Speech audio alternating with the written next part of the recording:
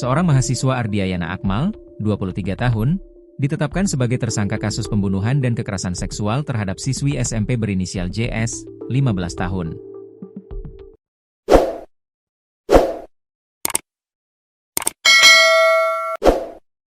Saya sangat menyesal, ujar Ardiayana di hadapan Kapolres Purwakarta AKBP I Dewaputu Gede Anom Danujaya, saat konferensi pers di Mapolres Purwakarta, Senin, 10 November 2025.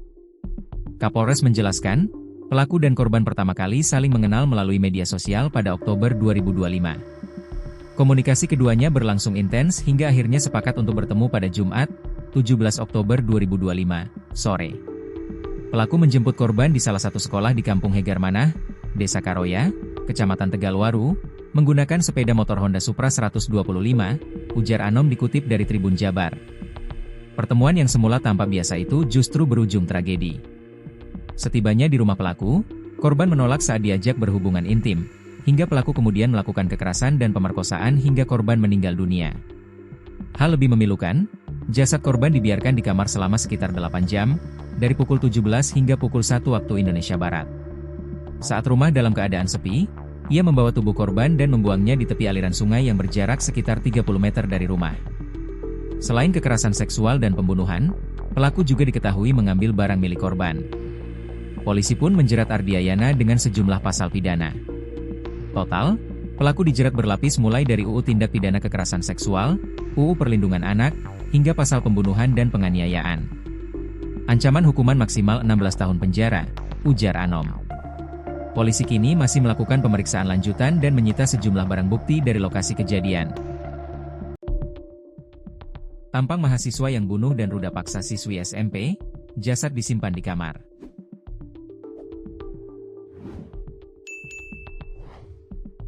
Kalimat, "Saya sangat menyesal," menjadi ungkapan pertama yang keluar dari mulut Ardiayana Akmal, 23, mahasiswa yang kini menjadi tersangka kasus pembunuhan dan kekerasan seksual terhadap seorang siswi SMP berinisial JS, 15.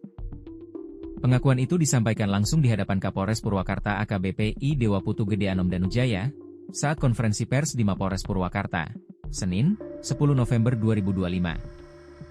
Menurut Kapolres, pelaku dan korban berkenalan lewat media sosial pada Oktober 2025. Dari perkenalan singkat itu, keduanya sepakat untuk bertemu pada Jumat 17 Oktober, sekitar pukul 16 waktu Indonesia Barat. Pelaku menjemput korban di salah satu sekolah di Kampung Hegarmanah, Desa Karoya, Kecamatan Tegalwaru, menggunakan sepeda motor Honda Supra 125, kata Anom. Pertemuan itu berujung tragis. Di rumahnya, kata Anom, pelaku mengajak korban berhubungan intim, namun korban menolak. Penolakan itu memicu emosi pelaku hingga melakukan kekerasan dan meruda paksa korban. Korban akhirnya meninggal dunia akibat kekerasan benda tumpul di leher dan mulut yang menyebabkan terhambatnya saluran napas, ujar Anom. Lebih memilukan lagi, lanjut dia, pelaku membiarkan jasad korban di kamar selama 8 jam, dari pukul 17 hingga pukul 1 waktu Indonesia Barat.